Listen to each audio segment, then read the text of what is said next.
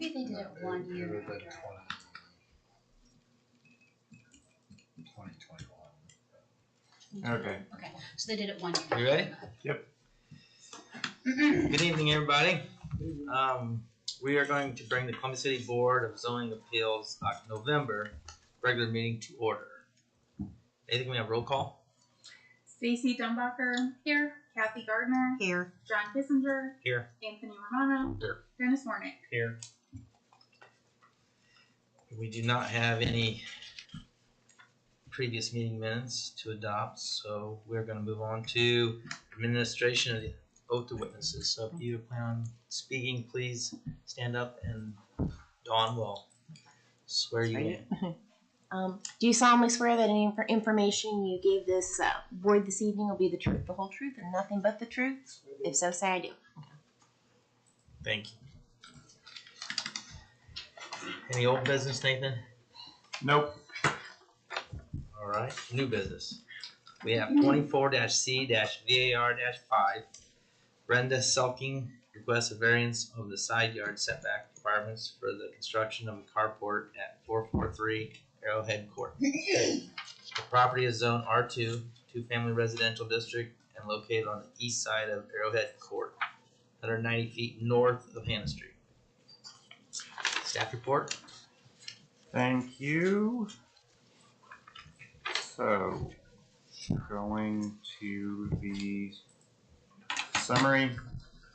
This is 443 Arrowhead Court, which is Lot 3 of Columbia Village, which was platted back in 1989. Zoned R2, two-family residential. Total lot area is about 8,000 square feet. What is being proposed tonight is to permit a previously installed one-car carport, which encroaches into the side setback as well as the neighboring property. The neighbor has provided a statement of consent for that encroachment, which we have in the record. The code requires an 8-foot side setback, which of course, having a full encroachment, that's the variance requested. Also of note, the existing gravel driveway is legal non-conforming. There was a gravel driveway established prior to 1998 and presumably well before the establishment of this code around that same time. So that is legal non-conforming, no need to deal with that as a variance. The carport actually probably would add available parking, even though parking in garages and carports doesn't actually count towards the minimum number. Arguably, it still does add the available parking area. So that is part of the criteria as well when we get to that point. So reference outlined in blue is the subject property, closer view, and you can see the white carport roof. This was from March, so it was there then.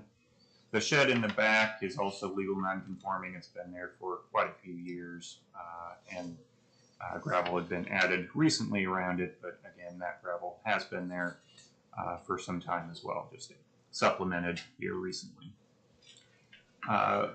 Oblique view showing the overall cul-de-sac. You can see all of the neighboring properties, the number of additional parking spaces with gravel driveways and so on. None of these homes were built with 2-car garages or, importantly, 2-car wide driveways, and so parking throughout this area is a premium. After this was constructed in the current version of the parking code that was adopted with the zoning code in the late 90s, quite a few things were changed, and so we don't see this same type of development anymore, as you know. So this is working with a historic legal non-conforming situation. Survey without the carport outlined in green there. When this survey was done, the carport does go over the property line. I believe the actual posts have been moved or were always within the property line. It's just the overhang goes over the property line. So again, the neighboring property owner to the south has given their consent for that encroachment. Going to the review criteria, staff doesn't feel that this would be particularly injurious to public health, safety, moral, general welfare. Safety could be injured if an encroachment such as this impedes access around the property, fire access, creates smaller separation between structures, which in this case, the house to the south abides by that same 8-foot minimum setback, and as long as that 8-foot minimum setback is maintained for them, this encroachment probably would still be not injurious to the public safety. It doesn't seem to have any effect on health and morals, of course, and then general welfare could be degraded if we don't have specific practical difficulties. Staff doesn't feel that use and value would be injured or affected in a substantial way. Value, particularly because this is visually the same as many other of the properties along that cul-de-sac. None of them have carports necessarily, but they all have similar gravel driveways, other ways of handling parking, and as I mentioned, use wouldn't be affected because the adjacent property owner, who would be most affected, has already consented. And then strict application, as I mentioned, the proposed variance for the carport would provide additional parking, so you're balancing out the need for additional parking here with the strict application of the code, and so that does create some sort of practical difficulty in staff's opinion. So any questions for me at this point? The structure appeared to be all metal. Does that sound right? I believe that is the case, yes. It's not a, it's more of an installed carport than it is a constructed carport. Yeah. If that, for our purposes, it's still requires a permit. I'm just going with the, you know, how close it is to the other house and is it a fire hazard? Oh, okay. So, and then do we know how long it's actually been there? I forget, the petitioner can give you the details on that one. Any questions for Nathan? Yeah, and Nathan, when it says under number 2, it says that as it is aesthetically comparable to the other additions and structures. When I went through that neighborhood, I saw that one, and then there was only one other one, and it was like a double wide. So what is the comparison there? Because the rest of them are like, garages. So what are you comparing that to? Because that's one of the things I was considering. I believe what I was going if you for. Look at the house that's like across the street and like 2 down. Mm-hmm. There's like a gravel driveway there. Now they don't have a carport. They have a right. Shed, they have the car. Yeah, they have. I mean, not that it's exactly the same thing, but that's right. Yeah, that's what I was picturing when you were saying it. I was focused more on the aesthetics of the driveway, not so much the carport versus itself. The carport. Porches and carports look similar, so but I was more focused on the driveway component of it. Again, which is legal non-conforming, but contributes. Right. Okay. Yeah, and I once the petitioner comes forward and I have some questions for them. However, I do have a question just for clarification purposes. we are granting the Board of Zoning Appeals, and this is a question, I guess, for Dawn for clarification.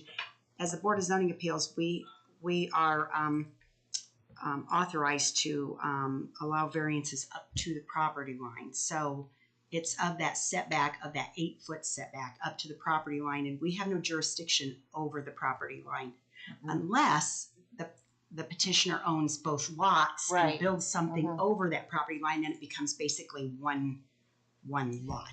Right. So in this case, that was my concern, is that the encroachment is over the property line, and I was over there and looked at it today. That is a metal carport. It does not have an eave because it just comes up and then it swoops over into the roof. So it's a very smooth transition.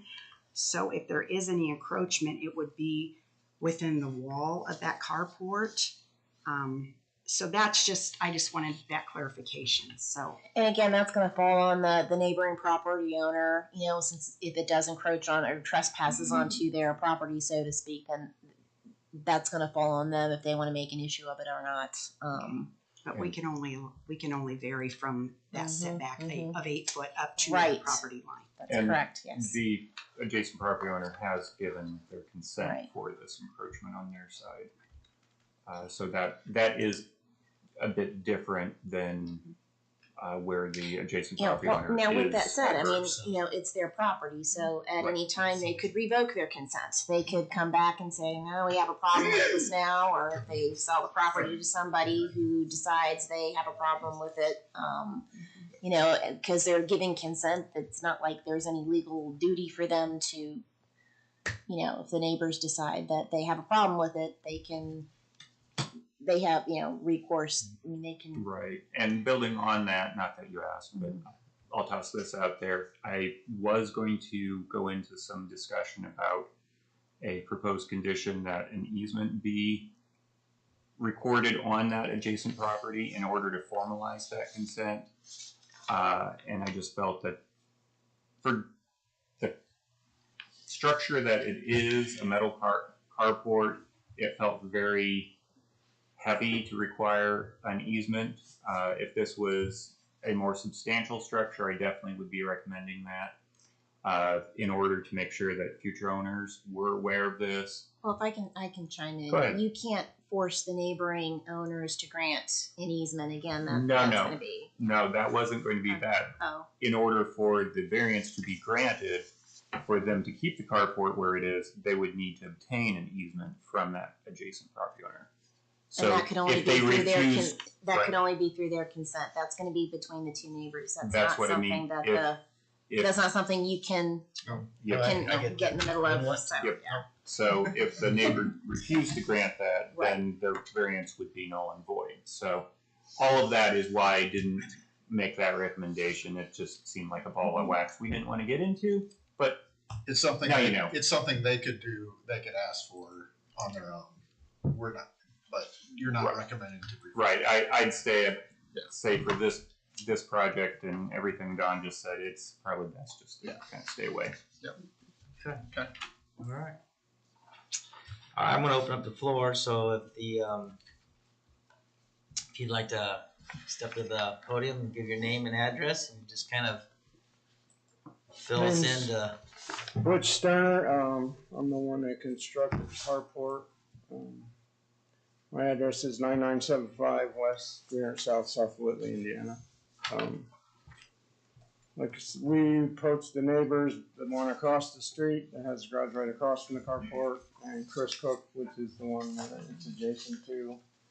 It had the old driveway there, and he had a bunch of rotten railroad ties, and he's like, I'd love to see those go because I can't mow there. And I told him, well, we were planning on putting a carport up and finishing out this driveway. We put millings down from SDI, so it's hard packed. It's not loose gravel. It's not getting all over the street or anything. And when we did that, we didn't know it's 3.5 inches over. And for this purpose of this, I can easily move it. And Chris is like, well, don't worry about it, because see if they're okay with the variance first. But he doesn't care at all, so. So you just put it up recently? We put it up as right, like we finished it like December last year. Okay. Yeah. Okay. 'Cause it used to be on Line Street and we moved it and it was a great big monstrosity, never had a permit there.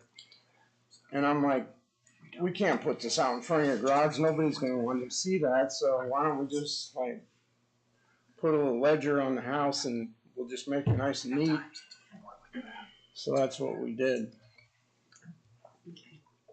And I know Cathy, you said you had a couple questions. Yeah, you're kind of talking, and I know Tony just asked about when that carport was constructed, because when I looked at it today, I could tell that it wasn't new. As No, it's far as the not new. materials used for it. We're actually gonna paint it, but I thought, well, if we have to take it down or move it, I'm just gonna leave it where it is till we figure out what we're doing. So how did you go about finding, how were you made aware of the fact that you needed a permit or you needed a variance or this kind? How did it come about if you'd already constructed it in December? So here we are in November into October. So Well, like, we didn't know we needed a permit because it's like a movable thing. It's just steel with metal screwed on it. That's all it is. It's 2-inch by 2-inch. You know what carports are. They just slap together real fast. So I wasn't aware that we needed a permit for that, and I knew it wasn't out in front of the house. And I wasn't familiar with the 8-foot variance at all, or I would have probably came in here because I know everybody in here. So Done the proper how thing. did the department find out? I guess that's my question too. We were approached. I don't know. How did you find out? The letter. Oh. I'm not sure if that was one that the inspector saw or if it was from the assessor or something like that. We didn't. We had a drawer of pending files, and a lot of them were old. They hadn't been followed up on, and so we started going through those, and this happened to be one that was in there. So I don't have that with me down here, the permit itself, so I'm not sure exactly when it was noticed. But then when that employee we have now was going through, we just sent letters out to let people know that that we knew it was there and that they needed a permit. Okay, so the carport is aluminum, I see that. So Yep. do you have it lagged into the ground and it's just up against the side of the garage, or is it attached? I just put a treated ledger on the garage, and I put galvanized brackets to just screw the 2x2, and I angle cut them so it fit flush against that ledger board. And then I just bolted them, and then I basically cut the carport in half, attached it to the house, and then on the ground it's just lagged into the ground. It's not really, it can be easily moved. But when we went through and got the survey and all this stuff, and I'm like, ugh. So it's like, okay, let's see what happens before we do anything else. So is it wide enough they can actually get a car under it? It's her Chevy Cruze, my Okay, truck, not okay. so much. I Yeah. couldn't even get out of it. Okay. It's going, probably only if she buys a bigger car, we're probably in trouble. So just curious, in moving or shifting that south wall in so that that wall is on the property, would it create an issue for her getting her car in there? And No. would that be hard for you to do? I'm just It asking would the not be question. hard at all because I just have to take the tube and cut 4 inches off, and then it'd be right on the property line because it's 3.6 inches over. And it's only in the one spot. It's weird the way that property line is. It doesn't even look at, when you look at it through the naked eye, it looks fine, but it's obviously not fine. So it's only encroaching on a portion of that. Probably the front corner. Yeah. I couldn't believe it when I saw it. I'm like, oh, great. Yeah, it's not square to the. It's not square. Got it. I mean, it's square to the house and all the metal's the same distance, but only part of it's over the line. I'm like, go figure.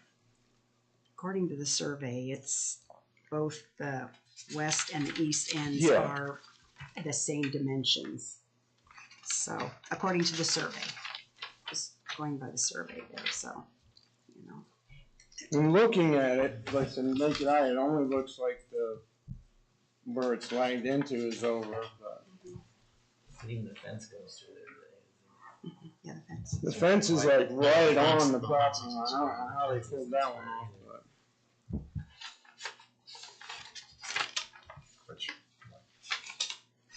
Well, and this is just my personal opinion. The drive itself means I don't have an issue with the drive itself. The fact that it's concrete or whatever material it's made of, that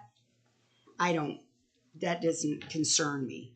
What concerns me is I don't have a problem with the carport or anything other than the fact that the carport needs to be on Brenda's property. And, you know, if it's an 8-foot setback from the property line and we grant them a 0, you know, setback, then I'm okay with that. But personally, I cannot vote for something that encroaches over the property line. So if that's how it stays, I'm just throwing that out. So, not to create more work for you, but that's, you know. I don't mind moving it, but if it's not gonna be approved, I'd be a fool to stand there and, you know. And Cause you it's not said, gonna be hard to move. and you said that you were planning on painting it so it looks nicer, because that's one of the things that I had noticed is that it's kind of a eyesore in the condition that the metal's in now. So you are going to paint that. Yeah, well, that was our intent. We were gonna paint it actually this month, but. So the roof line, everything slopes to the south. Yes. So any rain obviously is going to run off onto the south property line, over the south property line. Yep.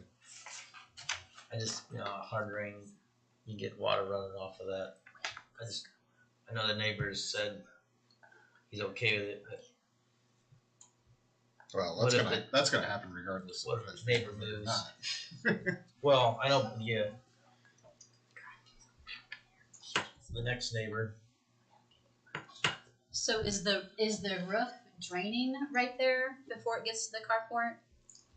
no, Is it's hip to the direction. It's right, hipped right over it so it doesn't drain wall. So all of it It goes to from the north whole, and south, Okay.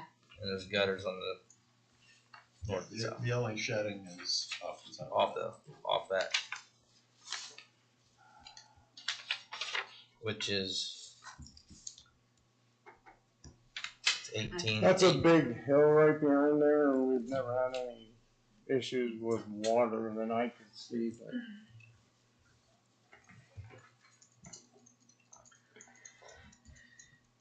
I actually took photos with my phone if anyone would like to see those. So.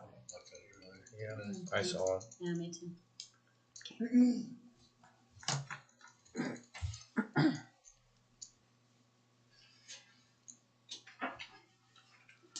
Does anyone else have any questions for the petitioner?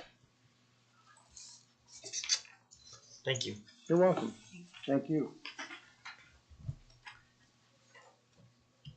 Is there anyone else here to speak on behalf of the petitioner?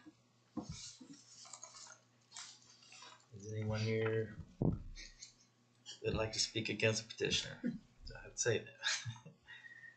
Hearing none, I'm gonna close the floor and open it to board discussion. So, my 2 cents. I'm fine with the setback. The encroachment, I could go either way. So I'll go with the majority. I guess if it wasn't built at all, Yeah. and they was coming to ask for that, would you grant it or not? I would grant an encroachment automatically. I would, yeah. I mean, with the water going, for me, the water going that way, I would like to see it, a gutter on it to capture it instead of running over it. And, you know, the thing is for me too, you get the next neighbor, not that he could do anything about it, but I could see where it could caused complaints, and then it looks like, is that a transformer in the back corner of that property? So it says- A utility transformer? that's Yeah, what it there's says. a utility transformer down there, it's not right in line with the carport. Yeah, it's on the back one. I just, It's about 4 foot in from the property line. yeah, I see it. I guess I saw it in the picture. I guess it didn't look. Yeah. Nathan, where is the easement for that? Does that come from the south? For the, The utility Power? transformer? I'd have to pull the plat and let you know, but I assume it comes up from the south. I'm almost positive it does, because they were mowing that and then they stopped, and we trying to take care of it now.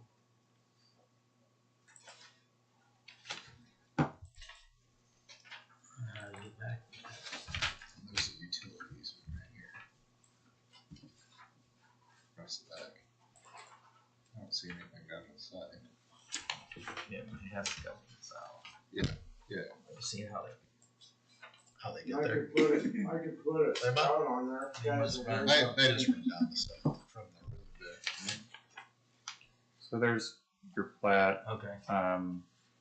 So it's a utility and drainage. You've got a utility and 20-foot utility and drainage easement along the east line there.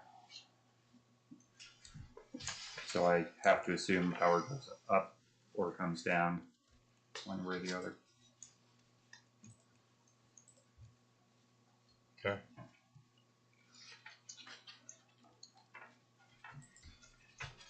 So Cathy recommends moving it. Where are you at?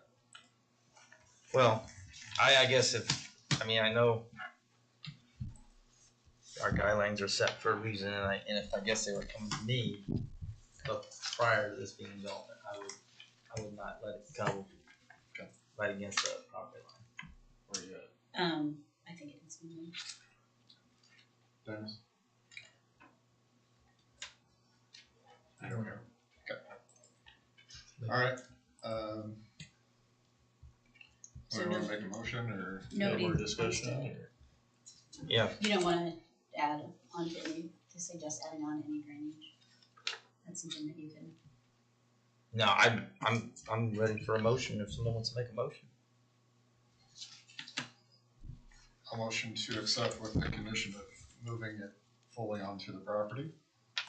I second that.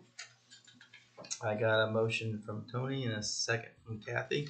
All in favor, raise the right hand. Against? Motion passes. Congratulations. Thank you.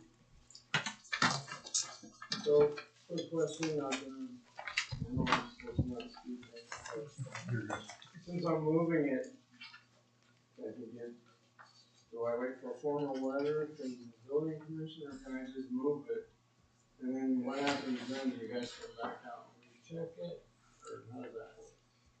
You can stop into the office tomorrow if you want and, I'll be in here tomorrow anyway, so. redraw the site plan. If the site plan is drawn with the 0 setback that's been approved, then we can go ahead and issue the permit, and then you can move it, let us know when it's moved, and then Craig will come out and look at it. Okay, we'll leave the flag in there then. Does the sign need to stay out there, or You can take it down. Yep. Now that that's done. Alright, super. Thanks, everyone. Thank you. thank you guys. Nathan, we got any other business tonight? Not that I know of. Amanda, do we have anything filed for December yet? I think so. We've There's had, so many cases for the different jurisdictions that I have that I have to think about it. we have cases for almost every board coming up in November. Oh boy. There's For a- December? So something is loosening up, so it's getting busy. Either that or they're hoping to get the permits before next spring, so they can start building. Yeah, it's a combination of different things between special exceptions, variances, plats, couple rezonings. I mean, we've got all sorts of stuff all over the place. So, say good problem to have, but it stretches us thin. Got 2 cases. Alright, Alright. close. I got a motion to close the meeting. Second? Here we go. Thanks, everybody. Happy Thanksgiving.